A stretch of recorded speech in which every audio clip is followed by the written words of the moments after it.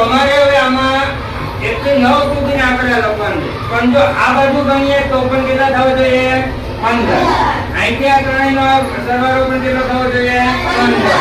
આનો પણ સરવાળો કેટલો થવો જોઈએ? 15.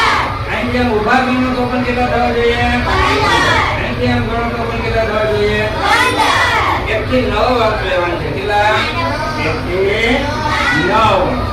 પરંતુ એકને એક આંકડો બીજી વખત આવવો જોઈએ.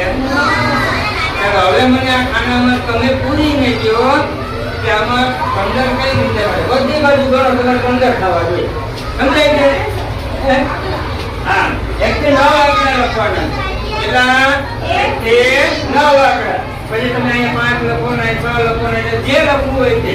પરંતુ એક આંકડો બીજી વખત રિપીટ થશે નહીં. 1 થી 9 જ આંકડા આવવા જોઈએ. હવે તમારે રફમાં આને ભરવાના છે.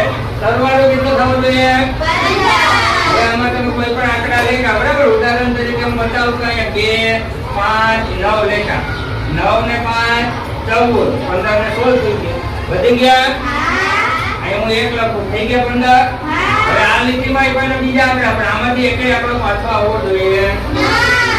ચાલો શરૂ કરો છે.